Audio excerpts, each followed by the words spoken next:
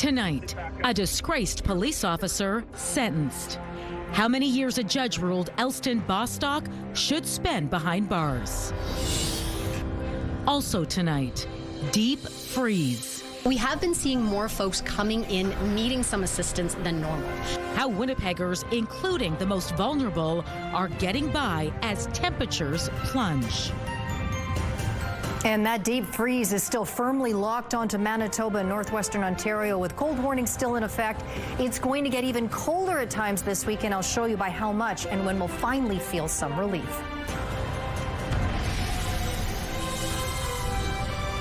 CTV News. Live from downtown Winnipeg with Marilee Caruso. Good evening. Thanks for joining us. Manitoba has plummeted into extreme cold chaos tonight. With the wind chill, it will feel like -40 or colder across the province. A dangerous threshold prompting warnings from several businesses and organizations. CTV's Harrison Shin spoke to several of them today and joins us now live. So Harrison, what impact is this weather having? Lots of issues with cars for one, from flat tires to power steering fluid leaks. Others are keeping our unsheltered neighbors and furry friends warm. Neck warmer. Yeah, it's a neck warmer. It has been a busy week for the Salvation Army in downtown Winnipeg. Here at 180 Henry Avenue, clothing, hot food and drinks are going out to bring warmth. We have seen more folks coming in needing assistance due to the cold weather. Kristen Miranda is the communications manager for the Salvation Army's Prairies Division, and with this cold weather warning, it's an all hands on deck for them. We have made sure that we have more staff on hand during this extreme cold to help with an uptick in folks that are needing to come in and get warm or spend the night inside. And it's not just people who need to get warm, so do pets and stray animals. Here at the Winnipeg Humane Society, behavior outreach facilitator Jamie Murphy says generally, if you are cold, your dog is also cold. Our dogs are just as susceptible to hypothermia and frostbite as we are.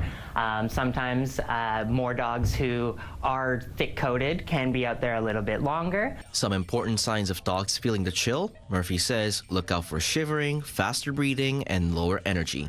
For smaller animals like cats, they might sneak into your car, finding warm shelter. Anytime you start your vehicle, we're giving it a little bang on the hood to check and see, because a lot of times cats or other small animals might crawl into the engine bay. Over here at Maxim Muffler and Auto, owner Marco Palumbo says they have seen an uptick in flat tires and steering wheel issues. He is urging drivers to keep up with their maintenance. It can be costly. The other inconvenient part is getting the tow. And when it's super cold, tow trucks are 8, 10, 12 hours behind schedule. So you want to be proactive if you can. Murphy says if you are walking your dog outside, make sure they are wearing boots or sweaters. Or better yet, find ways to entertain your pet indoors with toys or trainings. Harrison, this cold weather isn't going anywhere for a bit. So how are those shelters planning ahead? Well, for the Salvation Army, they are not at the capacity yet. Moran says they are in regular contact with other shelters to make sure everyone will have a place to stay warm. All right, thanks for this, Harrison. Let's bring in Colleen Brady now and get a look at this very chilly forecast. I kind of hinted, like it's here for a bit, so everyone's going to have to kind of check in on those who might find themselves in trouble in this weather. Absolutely. This is going to persist through the weekend. Once we get to Monday, Marilee, that's when we'll get a break. Some much more tolerable winter temperatures will arrive. It'll get a little cooler behind that, but not quite like this deep freeze that we are experiencing. And again, really, as cold as it's already been, it's going to get even colder, particularly with respect to the overnight lows, which I will be showing you. But we do have that cold warning that remains in effect for almost all of Manitoba, with the exception of the far northeast around Churchill and parts of the Shamattawa area. But also, it is still in effect very much for most of northwestern Ontario. Wind chill values will feel minimally as cold as -40, if not colder tonight, and really throughout the weekend. I'll have more on that. I'm going to show you quickly what it feels like already right now. It feels like -43 in Swan River, to give you an example. Here in the southern half of the province, here in Winnipeg, it feels like -36. It's going to feel a lot more colder than that. I'll show you by how much coming up and when that relief is on the way. The CTV Live Live Eye is brought to you by Bath Fitter, exclusive home of the PermaFit solution in Winnipeg right now. As for the air temperature, it is minus 28 degrees, and with that wind chill, it feels like minus 36 thanks to those light west-northwest winds. The pressure is dropping and the humidity right now, merrily, is 65%. Thanks, Colleen. A Manitoba judge is raising questions about the extent of corruption in the Winnipeg Police Service. It comes as disgraced former officer Elston Bostock appeared in court today to learn just how long he'll spend behind bars. Bostock pleaded guilty to several charges, including breach of trust, drug trafficking, attempting to obstruct justice, and offering indignity to human remains. CTV's Danton Unger listened to the judge's ruling today in court and joins us now live. So, Danton, what was the sentence Bostock was handed? 7 years, merrily. Court of King's Bench Justice Kenneth Champagne told lawyers he was initially considering a much harsher sentence of 13.5 years behind bars. And when he said this, Bostock swore and put his head in his hands. Now, that's because his lawyers had been pushing for just 2 years. However, Champagne said he felt this was too low, prompting the defense to meet the Crown's recommended 7-year sentence, which Champagne then accepted. While delivering his decision, Champagne called it, quote, a dark day for public confidence in the administration of justice. Bostock was arrested in November 2024 following a lengthy investigation which included covert integrity tests and hidden cameras in his police cruiser catching him in the act. That's what you're seeing right now. Champagne says over the course of 8 years, Bostock was involved in serious, sustained, and intentional criminal activity. This included selling drugs to his friends and colleagues, fixing parking tickets, accepting bribes and bribing other officers, and taking and sharing a photo of a partially naked dead woman for his own sexual gratification, which Champagne said defies words, adding Bostock lost all sense of humanity. Now, in his decision, Champagne made several comments questioning how far the corruption went into the Winnipeg Police Service. In regards to the fixing of traffic tickets, Champagne said, quote, the extent of police corruption is unknown, but the evidence implicating Bostock confirms it involves other officers. This is a serious offense, and his moral culpability is at the highest level. And in regards to the drug trafficking, Champagne said this. The evidence demonstrates that Bostock and a few other officers have normalized the trafficking and consumption of illegal drugs. The extent of this illegal and corrupt activity is unclear. Now, in the wake of this sentencing, Winnipeg Police Chief Gene Bowers issued a statement saying he understands this has shaken public confidence. He says, I want residents of Winnipeg to know that the overwhelming majority of members of the WPS serve with pride and professionalism, with the understanding that the actions of Elston Bostock are unacceptable. This case is a stain on our service's reputation, one that will serve as a reminder of our responsibility to uphold our values of integrity and accountability. Now, in terms of the sentencing, Justice Champagne did note Bostock's guilty plea and subsequent apology were mitigating factors, but he said the aggravating factors far outweigh it. Bostock's breach of trust, the length of time he committed these crimes, his grooming of junior officers, which Champagne said planted seeds of corruption, and Bostock's high degree of moral culpability. Danton, do we know how long Bostock will actually be behind bars for this? Well, this 7-year sentence does include 257 days of credit for time served. Bostock has also been handed a mandatory DNA order and a 10-year weapons prohibition. And of note, merrily, the judge did point out Bostock is keeping his pension. Now, according to the police pension plan, there's a legal right to keep it, though Bostock's lawyer said much of it was used to pay for this trial. All right, thanks for this, Danton. The Canadian military's mission to disaster-stricken Pimicikamak is over. Today, the federal government announced the specialized team of engineers and specialists have completed their work, and they are leaving the community today. Federal officials say the military workers looked over key community infrastructure and have submitted their assessments and recommendations to Chief David Monius. While the Canadian Armed Forces personnel were on the ground, Indigenous Services Canada fast-tracked its review and funding of recovery projects. Ottawa says it will provide funding to support all eligible response and recovery costs, including repairs to community infrastructure and homes. Officials plan to meet with leaders from Pimicikamak Cree Nation along with the province to review progress and discuss next steps. More medical resources are on the way to Manitoba. The province says it's recruited 13 U.S.-trained physicians. To paraphrase what it says at the Statue of Liberty, give us your poor, give us your weary, give us your Americans yearning to be free. At this time in the world, everyone sees what's going on in the United States, and we're very proud here in Manitoba to accept people as they are. Health Minister Yusoma Asagara says the 13 physicians are in addition to 285 doctors the NDP says it's added since taking office. Asagara added there are dozens of other doctors in the recruitment process. One of the new American hires moved to Winnipeg last summer from Michigan and is already working at Clinic Community Health on Sherbrooke Street. I moved in large part because I saw the increasing government interference in care. And I do community health, so I focus on underserved populations, and that includes LGBTQ+ populations. So I saw sort of the writing on the wall that was going to become more and more difficult to provide quality care to those patients. And I am really passionate about being able to provide care to the people who need it most. And I'll apologize if I have. Dr. Jesse Krikorian says his decision to work in Canada is based on a healthcare system prioritizing need rather than what someone can afford. The province says it's continuing its international recruitment efforts through licensing, immigration, and community placement. Homeowners, check your mailboxes. 2027 property assessment values for Winnipeg have been issued. The city says the assessment reflects market conditions as of April 1st, 2025.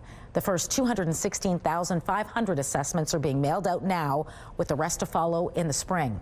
The assessed values will be reflected in the 2027 tax year. However, the city notes an increase in your property's value does not mean an equivalent increase in your property taxes. Your 2027 property taxes depend on the average increase of all properties in Winnipeg. Appointments to discuss your assessment are available until April 10th. The Louis Riel School Division is asking for feedback as it lays out its 2026-27 operating budget.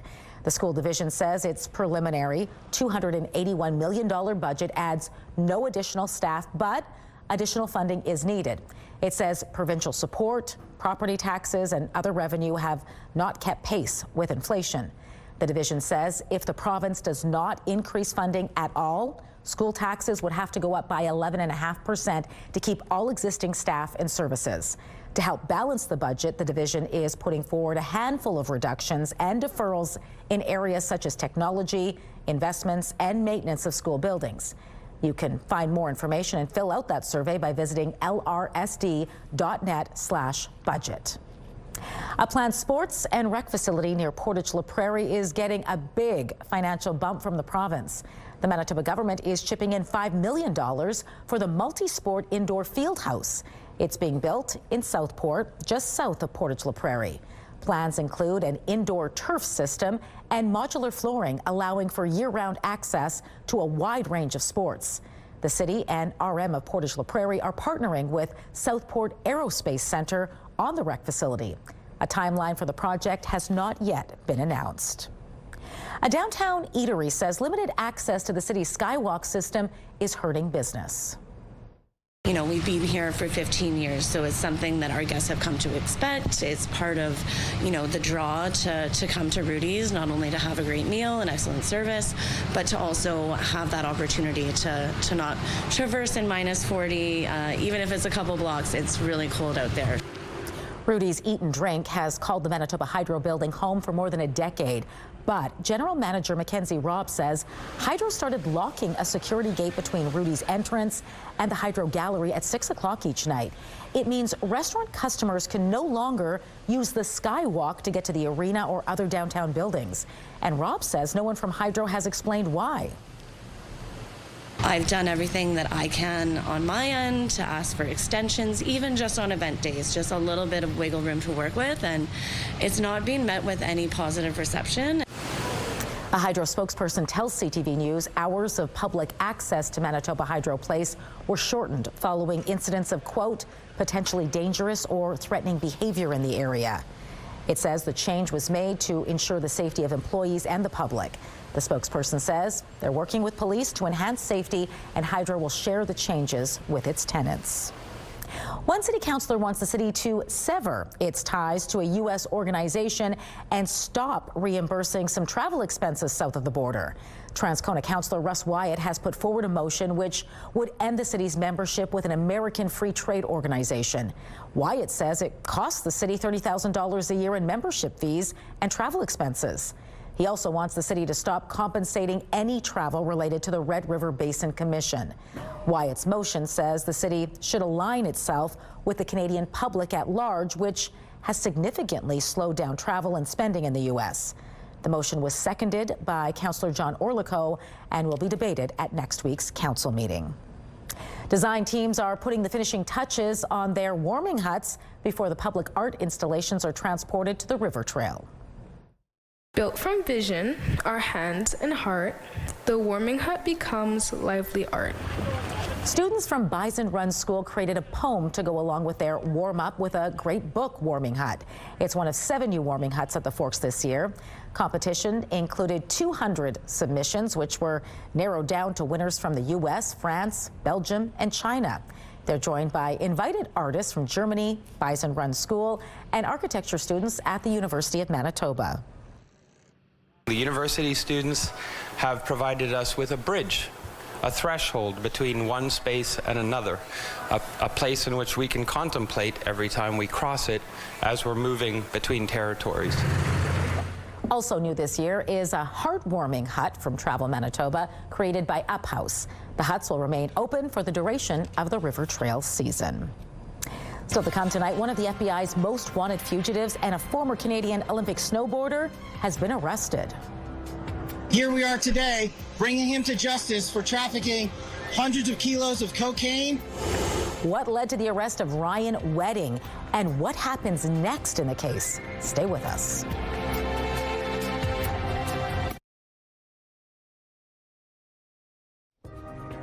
Taking a look at the markets tonight, crude oil added $1.71.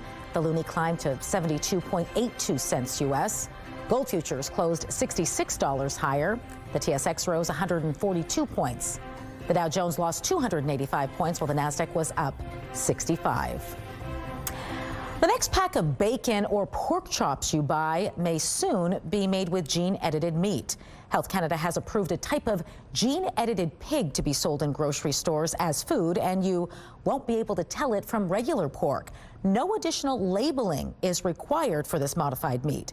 It comes after government scientists spent 2 years analyzing the pigs following a submission by the UK-based company that produces them. Health Canada says the pigs have had a small part of their genes removed, which now makes them resistant to porcine reproductive and respiratory syndrome virus. That virus causes reproductive issues and stillbirths, along with breathing issues and deaths in piglets. Health Canada has concluded the pigs are as safe and nutritious as any other currently available in the country, and notes they've already been approved for use in countries such as the U.S., Brazil, and Colombia. Health Canada says it will make an announcement when the gene-edited pigs enter the Canadian food market. Former Canadian Olympic snowboarder turned international fugitive Ryan Wedding is in FBI custody tonight. The 44-year-old was on the agency's top 10 most wanted list for allegedly running a violent transnational drug trafficking network. The manhunt came to an end in Mexico City. CTV's Camille Karamali now on Wedding's arrest and the crimes he stands accused of. This is a moment more than a decade in the making. Former Canadian Olympian Ryan Wedding in handcuffs, surrounded by police, brought to U.S. soil to face a litany of charges. The 44-year-old from Thunder Bay, Ontario, arrested last night in Mexico City, a Mexican official saying today a Canadian voluntarily surrendered at the U.S. Embassy. This is what a united front looks like. It marks the end of a manhunt spanning an entire continent and coordination between police in 3 countries. Here we are today, bringing him to justice for trafficking hundreds of kilos of cocaine and also for the murder of innocent civilians. Wedding was first wanted by the RCMP in 2015. After fleeing Canada, he allegedly began building a multi-billion-dollar drug smuggling empire, trafficking tons of cocaine to the U.S. and Canada each year. Last year, finding himself on the FBI's 10 most wanted list after being accused of orchestrating the murder of a federal witness who was set to testify against him. He allegedly ordered a hit on a home in Caledon, Ontario that mistakenly resulted in the killing of an innocent family. The Bureau offering a $15 million reward for his capture, the heat ramping up in November when RCMP arrested several of his associates in Canada and Mexican authorities seized millions of dollars of his assets. You're going to find a lot more other individuals who are going to come forward and say, listen, I'd rather give you the information. I'll tell you, I'll testify. Just don't put me in jail. We will not comment on anyone regarding the rewards. Few details released by officials today, with many left waiting for answers, including those who knew him. In some ways, I can understand, the path that he took just because of the lack of funding in Canadian sport in general. Wedding will be held in custody over the weekend, facing a list of charges related to murder and drug trafficking, with his first court appearance slated for Monday morning. Kamal Karamali, CTV News, Toronto. Representatives from Ukraine, Russia, and the U.S. met in the United Arab Emirates today. It's believed to be the first time all three parties met together. Earlier this week, the president of Ukraine hinted a possible peace deal was close, although he said some critical territorial issues remain. Meantime, Russian attacks on Ukraine continue, leaving parts of that country without power during a bitterly cold winter. A general strike was called in Minnesota today. It's part of the ongoing protests against ICE agents in the state. Karen Travers has the details. In a frozen Minnesota today, the state on strike over ICE. People urged not to work or shop, but protest the federal immigration crackdown. Another march planned in Minneapolis, but ICE officials this morning standing their ground. We are going to take these criminal illegal aliens off the street and make America a safer place, make Minneapolis a safer place again. And there is new fallout over the detention of a 5-year-old boy. School officials say 5-year-old Liam and his father had just pulled into their suburban Minneapolis driveway Tuesday when agents took the father into custody. School officials then saying an agent essentially used the 5-year-old as bait, directing him to see if anyone else was home before taking the boy away. Witnesses say multiple people, including the boy's mother, offered to take him. Instead, ICE officers took him away with his father. There was another adult who lived in the home that was there saying, I will take the child, I will take the child. DHS telling a different story, saying ICE did not target a child, claiming Liam's father is an undocumented immigrant who fled on foot, abandoning his son in the driveway. Well, what are they supposed to do? Are they supposed to let a 5-year-old child freeze to death? And ICE also ramping up operations in the state of Maine as part of what they've called Operation Catch of the Day. Protesters taking to the streets there as well as fear spreads through immigrant communities. People are being snatched off the street, taken to undisclosed locations. Here in Washington, the House passed legislation to fund the Department of Homeland Security and ICE. Because the bill placed no limits on ICE, most Democrats opposed it. But the ones that voted yes on passage say they did so to avoid another government shutdown. Karen Travers, ABC News, the White House. Back to our top story now, the weather. More than half of the United States is bracing for possible ice, snow, and freezing temperatures from a massive winter storm there. I am declaring a state of emergency in the District of Columbia, effective now. We are also requesting vehicle support from the DC National Guard to ensure our first responders are able to move around the city during the storm. People from Texas to New England are stocking up as at least 177 million Americans are under watches or warnings for ice and snow. And more than 200 million are under cold weather advisories or warnings. In many places, those overlap each other. The storm is forecast to move into the south with freezing rain and sleet, and then into the northeast, dumping about 30 centimeters of snow. Federal officials have more than 7 million meals ready, along with 600,000 blankets and 300 generators. More than 1,000 flights were already delayed or canceled today. The Canadian woman who died in Australia was not killed by a pack of dingoes. The body of 19-year-old Piper James was found on a beach surrounded by dingoes. But the local coroner's office says while there were some bite marks, her death was actually caused by drowning. The coroner also says there was no evidence another person was involved. The Winnipeg Jets took some time off the ice today to focus on mental health. I think the hardest part for me is getting away from family. I have 2 young kids, 2 dogs, and a wife. Project 11 hosted its 9th annual Youth Summit at Burton Cummings Theatre. A panel of Jets players joined nearly 900 kindergarten and grade 5 students for a day of motivational stories, music, movement, and more. Project 11 started 12 years ago with 86 teachers and has grown to 5,000. Today here we had adult Project 11 students who once upon a time were earlier students starting our program, and so to see them here today and still, you know, having the conversation, still turning to some of their favorite coping strategies has been really, really special and humbling.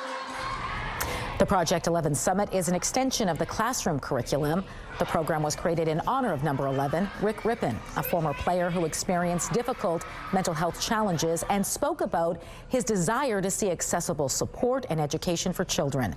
The Project 11 Summit was held today. Up next, Mother Nature was feeling playful, the natural phenomenon that produced these literal snowballs. And to give you a sense of just how expansive this system is crossing the U.S., look at this. This is just a snapshot starting in Texas, racing across most of the U.S., making its way into New England. It will continue even beyond Saturday night there. But you're wondering, when are we going to feel some relief here, you ask? Well, it will be Monday, but before we get there, Saturday, a sunny high of minus 24 degrees. Now, the temperature doesn't fall far Sunday, but then jump for joy. Minus 14 degrees, folks, on Monday under a mix of sun and cloud or sunshine throughout the rest of the week, with the temperatures dropping off a little bit once we get to Tuesday.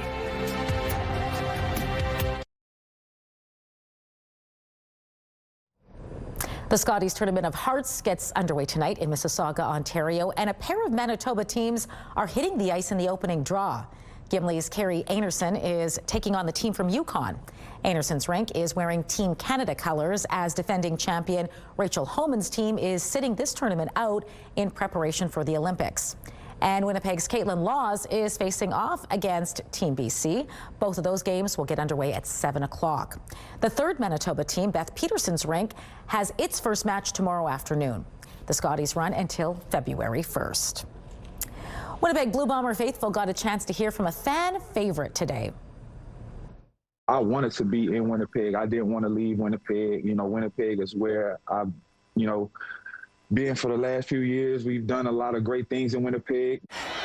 Yesterday, defensive end Willie Jefferson agreed to a 1-year contract extension. The 6-time CFL All-Star was slated to become a free agent in February. His 2026 season will be his 7th with the blue and gold.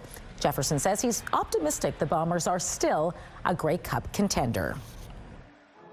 We have the guys to make it happen, right? You can see that from the roster. We got a great Canadian receiver in Nick Dembski. We got a great running back in Brady Oliveira. We got a great quarterback with Zach. We can build around that. Last year, Jefferson racked up 3 sacks, 1 forced fumble, and a league best 16 pass knockdowns. The veteran defensive end will suit up for his 12th CFL season. Well, we haven't had much snow lately for snowball fights, but in upstate New York, Mother Nature pre-rolls them. Check this out. A combo of snow and strong winds created a rare byproduct called snow rollers, littering a neighborhood in all-natural wind-wound snowballs. Think tumbleweeds, but for snow. By the way, the camera captured the freezing phenomenon in the town of, wait for it, chilly New York.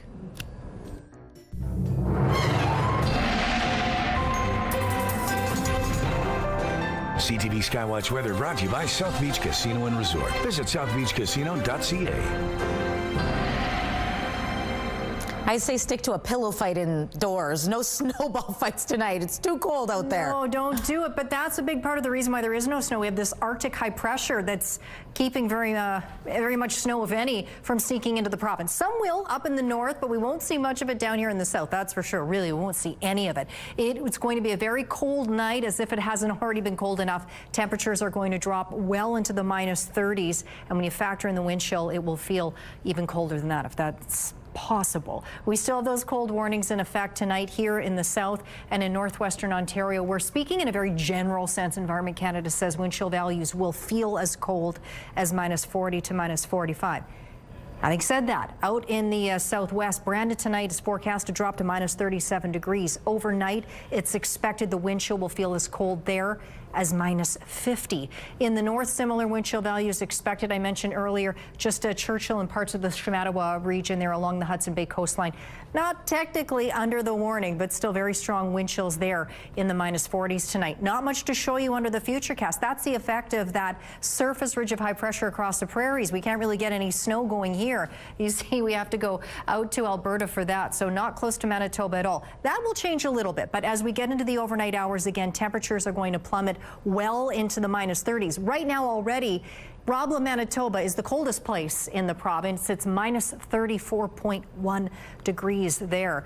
Now we get through the day on Saturday. A lot of sunshine, particularly here in the south, but central regions much to the north. But here's where that little bit of snow is going to pop in to the northeast, making its way into Churchill before it spreads a little further overnight Saturday. But that's when temperatures are going to plummet even further here in southern Manitoba. We're talking Winnipeg's forecast overnight low Saturday night is -37 degrees. Then we get to Sunday, a little bit of light snow still up in the northeast, sunshine here in the south. Temperatures are going to be once again in the mid-20s for daytime highs, but then things will start to change. You saw by Monday there, much more tolerable temperatures on the way. But tonight, not so tolerable, down to -32. Frostbite minutes, the wind chill will feel well into the -40s tonight, around -44 or so. -29, the daytime temperature, or at least the morning temperature, a mix of sun and cloud on the way to a high of -26. Winds out of the south at 15 kilometers an hour. And you may have noticed too today, at least here in Winnipeg, winds were a bit lighter. Didn't help all that much, but it helped some. Tonight across the northeast, overnight lows as cold as -35 in Island Lake. Thompson down to -36. Tomorrow, Thompson -26. Churchill, you'll get that snow coming in, a high of -22. You notice in Gillam, sunny and windy. A few clouds tonight across the southwest part of the northwest part of the province. Pardon me. Overnight lows well into the -30s, -36, -37. In the southwest tonight, clear to star, partly cloudy overnight. Brandon, Neepawa, -37. Dauphin and Swan River not too far behind. Actually, Swan River -38, your overnight low. Sunny there tomorrow, high of just -29. Brandon -29 under a mix of sun and cloud. Clear start to the evening across the southeast, partly cloudy overnight. Overnight lows -32, -33 for most of us. Daytime highs between -26 and -28 under a mix of sun and cloud. Clear tonight, northwestern Ontario, -33, -34 there. And at daytime highs, you will see some sunshine tomorrow with highs in the mid-20s. Those should be suns, not moons, and clear skies for tomorrow. For Winnipeg, this is where we have our first weather photo, taken in beautiful St. Patel Park. That photo is from Leon. And also here in Winnipeg, we have Cash in the front, I believe, and Kiwi following up and behind. That photo is from Chelsea, also taken here in Winnipeg. Send us your pics to Winnipeg Weather at ctv.ca. Thanks, Colleen. The University of Manitoba is taking a major step forward in the fields of vaccine development and biomanufacturing.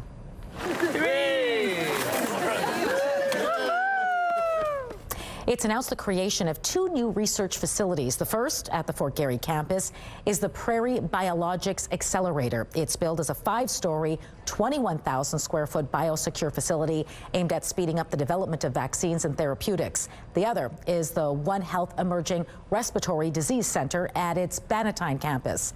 It will also host a secure laboratory with specialized testing facilities for studying the effects of viruses on animals. You know, there's an old saying, right? If you build it, they will come. It's absolutely true, because people are enticed by modern facilities and by state-of-the-art facilities. So that's number one.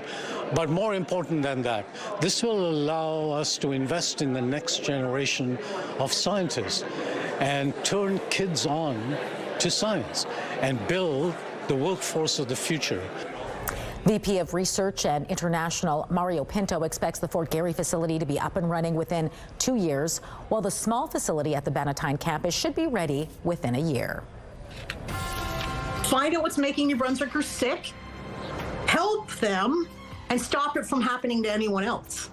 A medical mystery on the East Coast. Health officials give their findings after 2 years of people developing unexplained neurological issues. Medical Watch is next.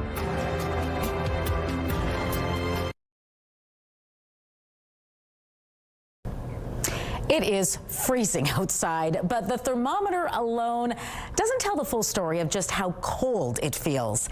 The wind chill, or feels like temperature, is adding another frigid layer to our forecast tonight. And joining me now to help us better understand it and how it works is Anna Cardoza, a research technician at the U of M's Center for Earth Observation Science. Anna, good to speak with you.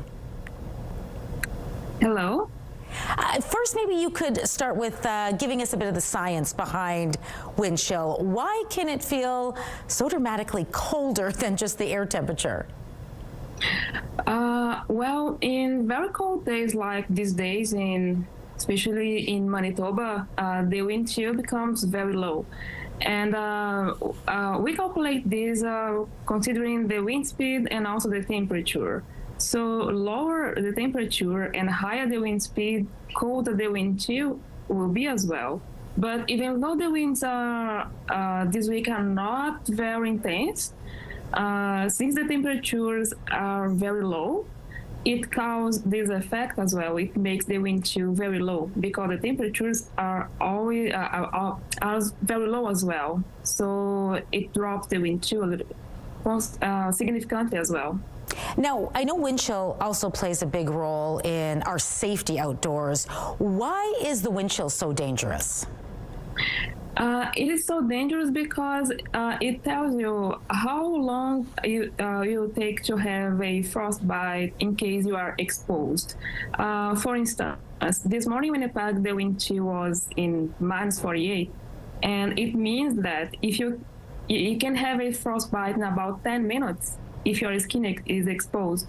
And this can be more dramatic for wind chill lower than -48 because it means that you can have a frostbite in 5 minutes or much less than this. So on a night like tonight, the feels like temperature really can make a difference between staying safe and finding yourself in trouble outside. How should we respond when we see these, wind chill advisories or warnings?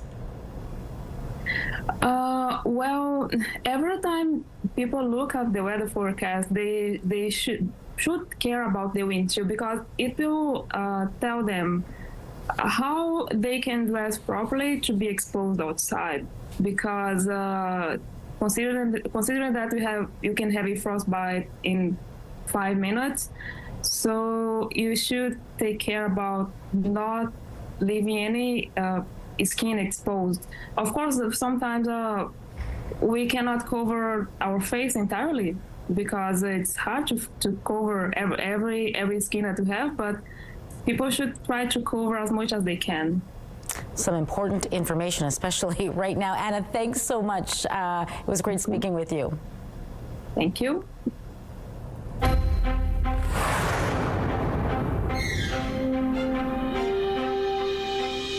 It's a colorless, odorless gas which can cause sudden sickness, even death, if large amounts are inhaled.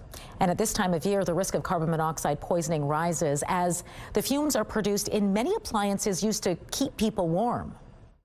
A lot of the symptoms of the early start to carbon monoxide exposure can mimic some of the cold and flu-like symptoms. And that adds to the challenge of identifying when carbon monoxide is making a person sick. The most common symptoms are headache, dizziness, weakness, upset stomach, vomiting, chest pain, and confusion. The emergency departments have ability of how to measure your carbon monoxide levels. And the antidote for carbon monoxide exposure is eliminating the source, meaning getting away from the risk, and then oxygen is the therapy. You can reduce your risk of exposure by using a carbon monoxide detector, preferably a battery-powered or battery backup device. You should also never use a generator inside your home or garage, even if the doors and windows are open. Never heat your house with a gas oven, and do not run your vehicle inside a garage that's attached to your house, even with the garage door open. 5 years after the first cases were reported, New Brunswick's top doctor says there's still no hard evidence of a mystery neurological disease in the province. An analysis of blood and urine samples from hundreds of people complaining of unusual symptoms found no connection to heavy metals or herbicides. CTV's Laura Brown has the details. Chief Medical Officer of Health, Dr. Yves Legier, insists there's no mystery neurological illness in New Brunswick. I think we can now certainly state that there isn't any evidence that we've seen, that I've seen to date, that certainly suggests the existence of an unknown condition. It was an initial group of 48 people with unexplained symptoms like memory loss, hallucinations, difficulties walking, behavioral changes, and muscle spasms that sparked neurologist Dr. Alier Marrero to alert the province. Initially, then Chief Medical Officer of Health, Dr. Jennifer Russell, said it was most likely a new disease. The province has wheeled back those comments, but in 2023, Dr. Marrero informed officials he was seeing hundreds of patients with unexplained symptoms and that he found elevated levels of herbicides and metals in some of them. Today's report analyzed the urine and blood test results of 222 of those people. We didn't feel that there was any widespread elevations or exposures that were occurring in this group of patients that would suggest that these substances are contributing to most patients' illnesses. He said 9 autopsies found known conditions like dementia, Alzheimer's, and Creutzfeldt-Jakob disease.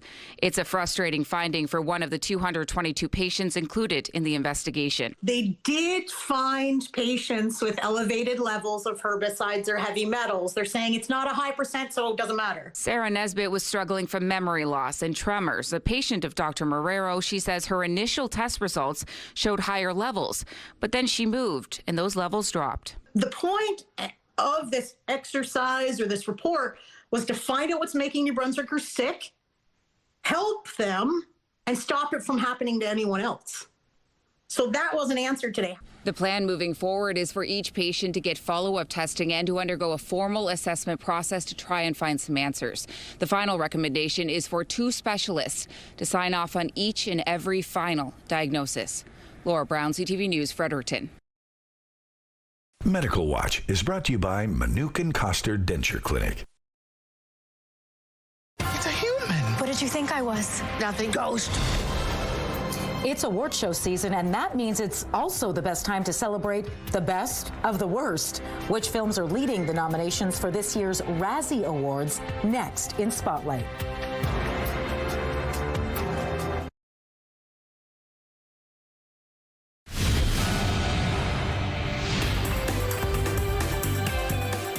Spotlight, sponsored by the Casinos of Winnipeg, presenting the Roadhammers with Doc Walker. The Winnipeg New Music Festival continues this weekend with an evolution of rhythm.